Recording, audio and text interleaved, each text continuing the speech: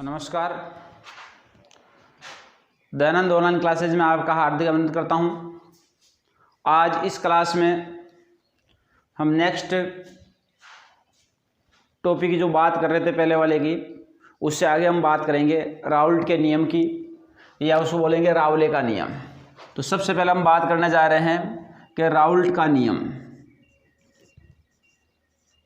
Raoult है, कहीं पे इसको क्या लिखा हुआ है, रावले का नियम। राउल्ट या रावले का नियम।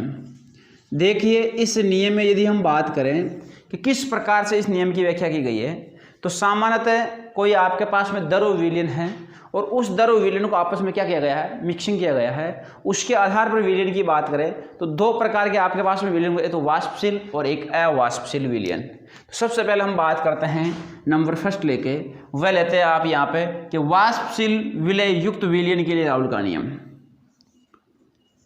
वाष्पशील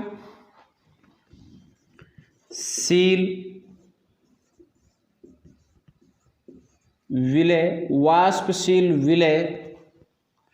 युक्त विलयन के लिए, वाष्पशील विलय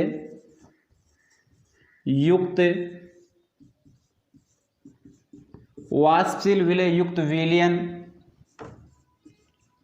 के लिए कौन सा आपके पास में कि वाष्पशील विलय युक्त विलयन के लिए राउल्ट का नियम। राउल्ट का नियम। अब देखिए, यदि सबसे पहले हम बात करें कि वाष्पशील विलय युक्त विलयन है, उसके लिए राउल्ट का नियम क्या कहता है। राउल्ट के नियम में क्या है कि आपके पास में निश्चित ताप है, निश्चित ताप पर अवाष्पशील विलय युक्त विलयन में प्रत्येक घटक का आंशिक दाब होता है, उसके मोल अंश के क्या होता है, समानुपाती होता है। यदि आपके पास में कोई निश्चित ताप है और उस निश्चित ताप में जो वाष्पशील विलय है, उस वाष्पशील विलयन का जो आंशिक ताप है वह मोल अंश के क्या होता है, समानुपाती होता है, और उससे हम क्या कहते हैं, राउल्ट के नियम में वाष्पशील विलय युक्त विलयन की बात करते हैं। तो सबसे पहले यदि हम इसको परिभाषा के रूप में लिखेंगे तो कैसे लिखेंगे, राउल्ट के अनुसार। किसके अनुसार बात करते हैं, राउल्ट के अनुसार।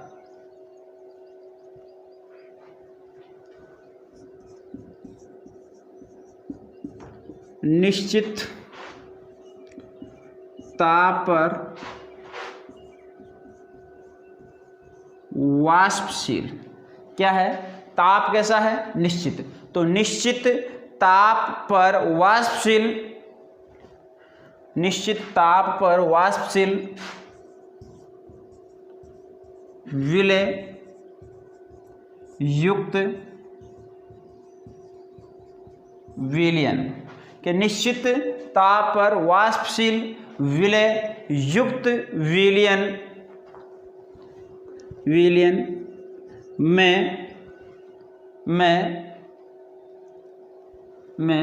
प्रत्येक घटक का आंशिक दाब उसके मोल अंश के, निश्चित ताप पर वाष्पशील विलय युक्त विलयन में प्रत्येक घटक का आंशिक दाब उसके मोल अंश के समानुपाती होता है। कैसे होता है, समानुपाती होता है। आंशिक दाब उसके मोल अंश के क्या होता है, समानुपाती होता है। यदि हम इसको ऐसे लिखें कि समानुपाती होता है तो किस प्रकार से होता है, उसके बारे में यदि हम बात करते हैं, ऐसा लिखेंगे इसको,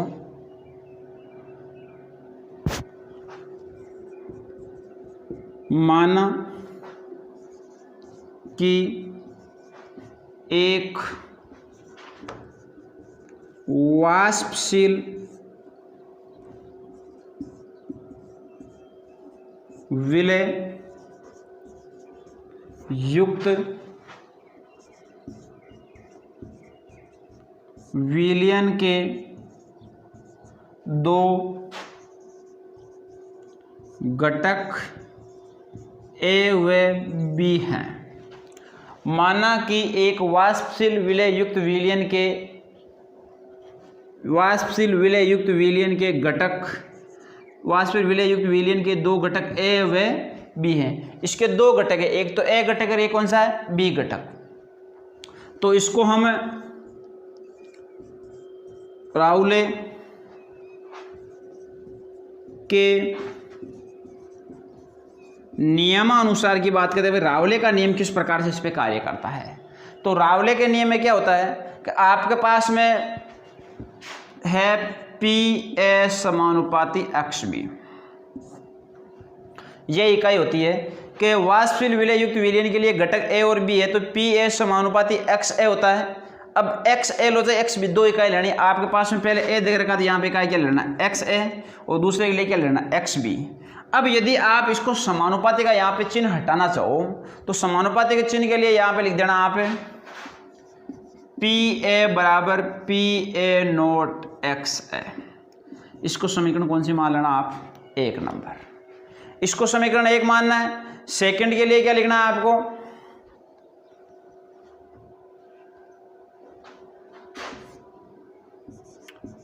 पी बी समानुपाती एक्स बी। तो इसको क्या लिख देना, पी बी बराबर P naught B X B. ये समीकरण कौन सी हो जाएगी आपके पास में, 2। तो ये आपके पास में 2 समीकरण हो जाएगी, ए और बी। अब हमें सबसे पहले आपने एक वैज्ञानिक का नाम सुना होगा, डाल्टन। डाल्टन का जो आंशिक दाब का नियम है वो आपने 11वीं क्लास में पढ़ा है। उस डाल्टन के आंशिक दाब के नियम की यदि हम बात करें कि किस प्रकार से डाल्टन का आंशिक दाब का नियम कार्य करता है, तो उसको देखिए। डाल्टन का आंशिक दाब का नियम, दाब का नियम। अब डाल्टन का आंशिक दाब का नियम क्या कहता है कि डाल्टन के आंशिक दाब के नियम में ये हमेशा देखा जाता है कि जो आपका पीटी होता है वे क्या होता है, P A plus P B के रूप में होता है। किसके रूप में होता है, P A plus P B के रूप में।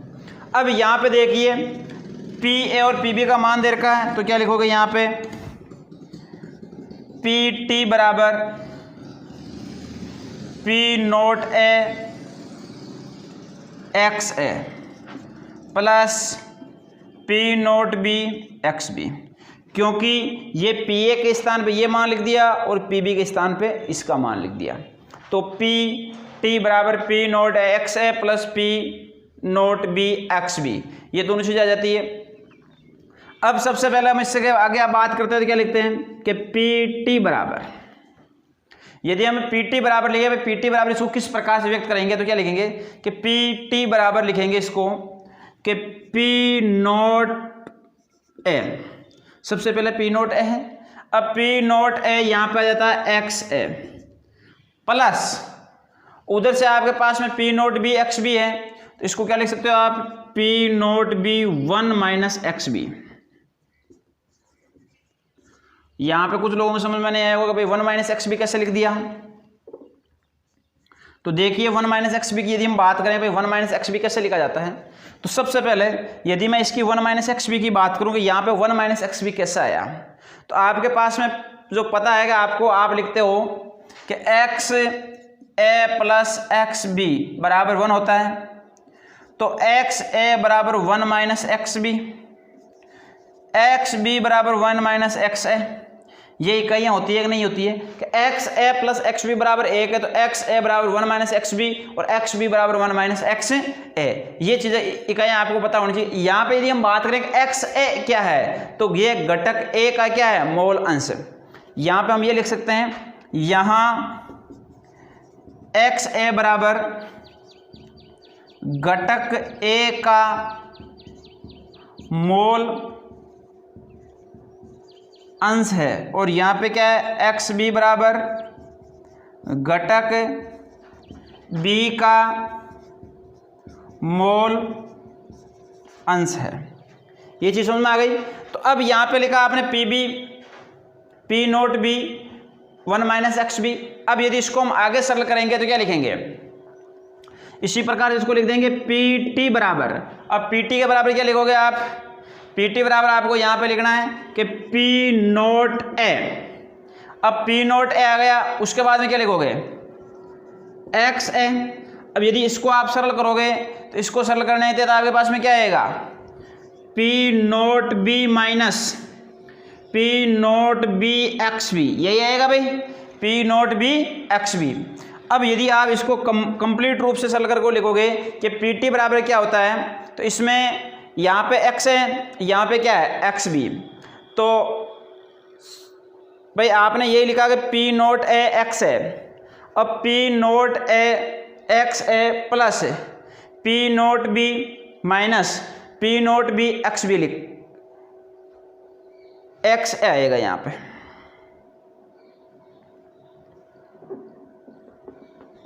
पुनः देख लो, पी टी बराबर P A plus P B, ये आ गया। इसके बाद में हम क्या लिखते हैं, पी टी बराबर P naught A X A plus P naught B X B. यहाँ पे क्या लिखा आपने, पी टी बराबर पी नोट ए, इसके बाद में X A plus P naught B. अब पी नोट बी है तो यहाँ पे क्या आएगा,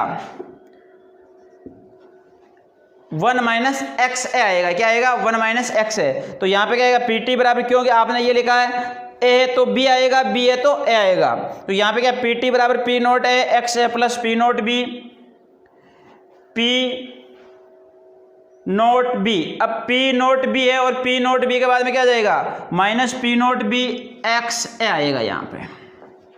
ओके, अब आप इसको कंप्लीट रूप से क्या लिख देना यहाँ पे कि पी टी बराबर, अब पी टी बराबर यहाँ पे भी पी नोट एक्स है और यहाँ पे P naught B minus P naught B X है।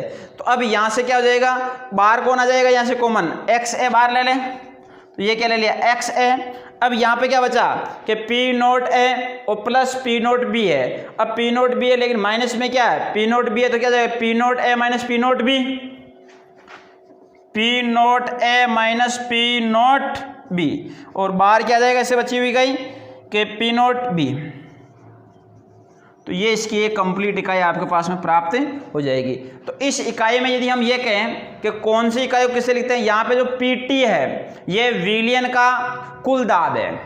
यहाँ पे लिख लेना चाहिए कि पी टी बराबर विलियन का कुल दाब। तो यहां से क्या आया भाई कि ये पीटी था, इस पीटी को आपने क्या माना, विलियन का कुल दाब माना। अब पी ए है वह शुद्ध प्रावस्था में ए का वाष्प दाब है, शुद्ध प्रावस्था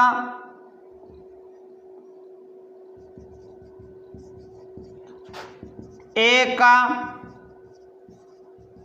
वाष्प दाब, पी नोट बी शुद्ध प्रावस्था में बी का वाष्प दाब। ये चीज इससे क्लियर हो जाएगी। अब ये क्लियर होने के बाद में आपको ये पता होना चाहिए कि इस प्रकार से आप इसको क्या करते हो, सरल करते हो। तो एक बार देख लिया वापिस कि निश्चित ताप पर वाष्पशील विलय युक्त विलयन में प्रत्येक घटक का आंशिक दाब उसके मोल अंश के क्या होता है, समानुपाती होता है। माना कि एक वाष्पशील विलय युक्त विलयन में घटक दो है, एक ए है, रे क्या है बी। तो राउल्ट के नियमानुसार क्या लिखते हैं, पी ए समानुपाती एक्स है और पी बी समानुपाती एक्स बी। तो पी ए बराबर P naught A X A बराबर 1 हो जाएगा, समीकरण 1 मान लिया। पी बी बराबर P naught B X B बराबर समीकरण कौन सी हो जाएगी, 2। समीकरण 1 और 2 की हम बात करते हैं, इसको डोल्टन के नियमानुसार हम बात करें तो डोल्टन के नियम हम लिखते हैं x A plus X B बराबर 1, एक्स ए बराबर 1 माइनस एक्स बी बराबर 1 माइनस एक्स ए। तो पी टी बराबर P A plus P B. तो पी ए का मान क्या था, पी नोट ए एक्स है, और पी बी का मान क्या था, P naught B X B. P T बराबर P naught A X A plus, यहाँ से क्या ले लिया, पी नोट बी, किसका मान लिखना है, एक्स बी का। एक्स बी का मान क्या होता है, 1 माइनस एक्स है, तो 1 माइनस एक्स है। यहाँ पे क्या है पी टी, तो पी टी के बराबर क्या ले, पी नोट ए एक्स है प्लस, इसमें से आपने इसको क्या किया गया, P naught B minus P naught B X है, हो गया। अब यदि आप इसमें से एक्स को क्या लेते हो, कॉमन लेते हो तो एक्स है, तो बचता क्या है P naught A minus P naught B, बाहर क्या जाता है पी नोट बी बचा हुआ, और यह आपके पास में कंप्लीट इसका संबंध आ जाता है। इसमें हम ये कह सकते हैं एक्स ए घटक ए का मोल अंश है, एक्स बी घटक बी का मोल अंश है, पी टी विलयन का कुल दाब है, पी नोट ए शुद्ध प्रावस्था में ए का वाष्प दाब है, और पी नोट बी शुद्ध प्रावस्था में बी का वाष्प दाब है। तो ये चीज आपको अच्छी तरह से क्लियर होनी चाहिए, अच्छी तरह से इसको समझना है। यदि हम इसको एक ग्राफ के रूप में कहना चाहें कि इसको ग्राफ के रूप में हम किस प्रकार से व्यक्त कर सकते हैं, तो सिंपल सा आपको ये ध्यान देना है। देखो छोटा सा यदि हम ग्राफ बनाना चाहें तो एक ऐसा बनाना आपको ग्राफ, जैसे ये आपने एक कोई ग्राफ लिया, ग्राफ सोल्यूशन करना है इसका, क्या तो आपको एक्स ए और एक्स बी बराबर मान लिखना है। जैसे आपने लिखा यहाँ पे एक्स ए बराबर 1, एक्स बी बराबर 0, यहाँ पे एक्स ए बराबर 0 और एक्स बी बराबर 1, ये दो आपने भिन्न भिन्न यहाँ पे मान ले लिए। अब इन दोनों भिन्न भिन्न मानों को यदि हम बात करें कि इसका बिंदु यहाँ पे और इसका बिंदु यहाँ पे, ये दो बिंदु है, और ये आपके पास में क्या हो जाएगा, कुल इसका दाब हो जाएगा। तो कुल दाब को क्या लिखते हो आप, पी टी बराबर P A plus P B, ये लिखते हो नहीं लिखते हो। तो ये इन दोनों के बीच का क्या है, संबंध है। तो इसमें क्या कहेंगे, कुल दाब विलयन में उपस्थित अवयव के मोल अंश के आरेख इस प्रकार से बनाया जा सकता है। यहाँ पे x इकाई थी तो यहाँ पे 1 है, यहाँ पे 0, यहाँ पे 0 तो यहाँ पे 1, दोनों की विपरीत इकाई लानी है, इसका आंशिक दाब क्या हो जाएगा, समान हो जाएगा। इसी प्रकार से हम यदि आगे की बात करें तो देखिए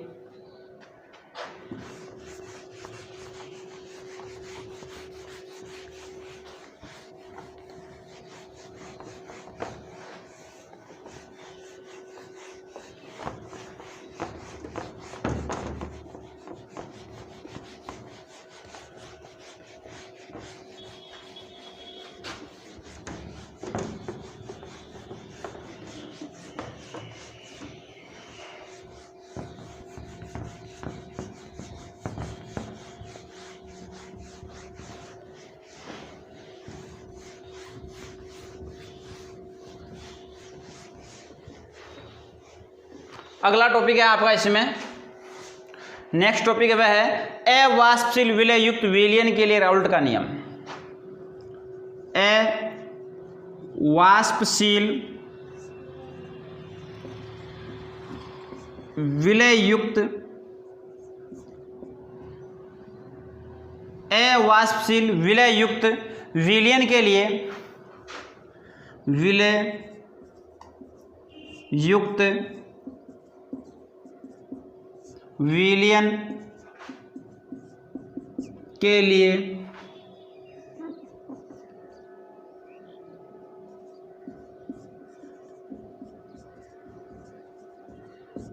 नियम, अवाष्पशील विलय युक्त विलयन के लिए राउले का नियम। अब देखो अवाष्पशील विलय युक्त विलयन के लिए राउले का नियम क्या कहते हैं, राउल्ट के अनुसार। सबसे पहले यदि हम राउल्ट के अनुसार की बात करें तो इसमें ऐसा लिखेंगे,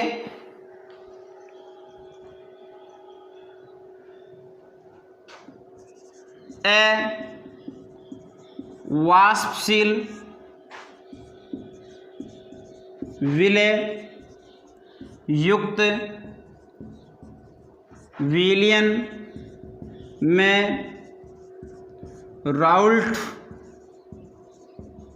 के अनुसार, अवाष्पशील विलय युक्त विलयन में राउल्ट के अनुसार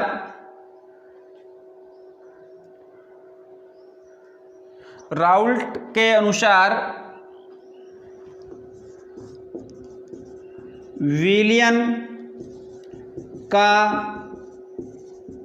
वाष्प दाब, विलयन का वाष्प दाब,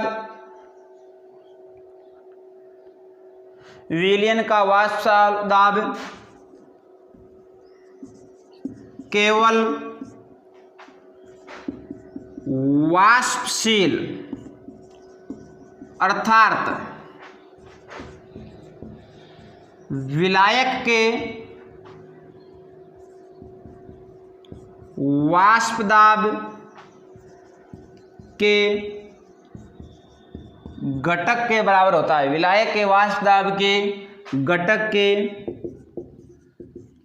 बराबर होता है कि अवाष्पशील विलय युक्त विलयन में राउल्ट के अनुसार विलयन का वाष्प दाब केवल वाष्पशील अर्थात विलायक के वाष्प दाब के घटक के क्या होता है, बराबर होता है। यदि इसकी बराबर की हम बात करें तो हम क्या लिखते हैं, ये तो Pt है और विलायक क्या है, Pa, एक दूसरे क्या है, इक्वल है कि Pt बराबर Pa के वाष्पशील विलयन है विलयन Pt कुल विलयन और Pa विलायक, दोनों एक दूसरे क्या है, इक्वल है। अब यदि हम बात करें कि राउल्ट के नियम अनुसार राउल्ट के नियमानुसार, तो राउल्ट का नियम इसमें क्या कहता है, देखिए ध्यान से, राउल्ट के नियम की यदि हम बात करें तो आप क्या लिखते हो, राउल्ट का नियम है पी ए समानुपाती एक्स है, तो पी ए बराबर पी नोट ए एक्स है, ये चीज लिखते हो नहीं लिखते हो, कि आपके पास में पी ए समानुपाती एक्स है तो पी ए बराबर पी नोट ए एक्स है, ये समीकरण कौन सी होती है आपके पास में, 2। फिर क्या लिखते हो, समीकरण 1 व 2 से, अब समीकरण कौन सी लेनी है हमें, 1 और 2, दोनों की हमें बात करते हैं समीकरण 1 व 2 से, तो क्या लिखेंगे, पी टी बराबर पी ए का मान क्या है, पी नोट ए एक्स है, ये ध्यान देना ना, यहाँ पे पी ए, इसका मैंने सीधा मान रख दिया, पी नोट ए एक्स है, इसमें किसी कोई प्रॉब्लम नहीं होनी चाहिए। अब ये मान लिखते हैं, अब ये मान लिखने के बाद में आगे क्या लिखेंगे इसको, कि पी टी बराबर क्या जाएगा, पी नोट ए 1 माइनस एक्स बी, क्योंकि एक्स ए बराबर क्या होता है, 1 माइनस एक्स बी होता है कि नहीं होता है, तो ये लिख दिया आपने 1 माइनस एक्स बी। अब 1 माइनस एक्स बी लिखा, अब इसमें क्या जाएगा भाई, पी टी बराबर पी नोट ए, अब इसको आप सरल करोगे क्या जाएगा, minus P naught A x B हो जाएगा या नहीं हो जाएगा, हो जाएगा। अब यदि ये चीज़ आपके पास में प्राप्त होती है, अब इसको यदि आप सरल करते हो पुनः, तो क्या लिखोगे, यदि आप एक्स बी को इधर ले लो तो क्या लिखोगे, पी टी एक्स बी, क्या जाएगा भाई, पी टी एक्स बी। अब यहां से क्या बचा, पी नोट ए माइनस, अब यहां पे आपको ध्यान देना, पी टी है, 1 मिनट, पी टी बराबर P naught A minus P naught A x B है। यदि आप इसे एक इकाई बाहर लेते हो कि P naught A x B, ये इस तरफ लेते हो, तो यहां पे इक्वल में क्या आता है, P naught A minus P T, ये आता है नहीं आता है, कि P naught A x B बराबर P naught A minus P T, ये इकाई आती है। अब यदि आप इसमें से क्या ज्ञात करना चाहो, एक्स भी ज्ञात करना चाहो तो आसानी से कर लो, कोई दिक्कत नहीं है। यदि आप इसमें क्या ज्ञात करना चाहो, एक्स भी ज्ञात करना चाहो तो क्या लिखोगे, P naught A P T upon P naught A, तो क्या जाएगा आपके पास में, एक्स बी आ जाएगा, क्या जाएगा, एक्स बी। अब आप इसको आसानी से दर्शा देना कि पी नोट ए क्या है, शुद्ध प्रावस्था में ए का वाष्प दाब है, तो लिख देना यहां पी नोट ए शुद्ध प्रावस्था में ए का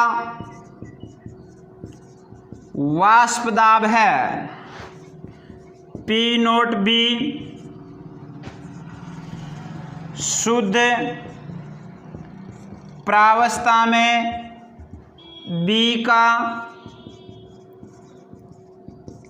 वाष्प दाब है, पीटी कुल दाब है विलयन का। अवाष्पशील विलय युक्त विलयन में राउल्ट के अनुसार विलयन का वाष्प दाब केवल वाष्पशील अर्थात विलायक के वाष्प दाब घटक के क्या होता है, बराबर होता है। तो बराबर में आपने क्या लिखा कि पीटी बराबर पी ए, ये विलायक है, ये विलयन है कुल दाब के रूप में। राउल्ट के नियमानुसार आपने लिखा पी ए समानुपाती एक्स ए होता है, तो पी ए बराबर पी नोट ए एक्स ए, इसको आप हटाओगे तो यहाँ पे समीकरण नंबर 2 हो जाएगी। समीकरण 1 व 2 को सरल करते हैं तो क्या लिखेंगे कि पी टी बराबर पी नोट ए एक्स है, ये पी टी बराबर पी नोट एक्स है, ये पी ए था, इसका पूरा मान आपने यहाँ से लिख दिया है। अब यहाँ पे होता है एक्स ए बराबर 1 माइनस एक्स बी, तो यहाँ पे क्या होता है पी टी बराबर पी नोट ए, एक्स का मान क्या लिख दिया 1 माइनस एक्स बी, तो पी टी इसको आप सरल करोगे क्या जाएगा P naught A minus P naught A x B. अब यदि आप इसमें से P naught A x B को आप आगे लेते हो तो बराबर के रूप में क्या हो जाएगा पी नोट ए माइनस क्या हो जाएगा पी टी, इसमें से आप एक्स बी को ज्ञात करना चाहते हो तो P naught A minus P T upon P naught A. यहाँ पे आप ये कह सकते हो पी नोट ए व शुद्ध प्रावस्था में ए का वाष्प दाब है, पी नोट बी शुद्ध प्रावस्था में बी का वाष्प दाब है, पी टी कुल दाब है। इस टॉपिक को आपको अच्छी तरह से नोट्स बनाने हैं और अगली क्लास जो इसके जो नियम है उसके बारे में हम बात करेंगे। आज के लिए इतना ही, धन्यवाद।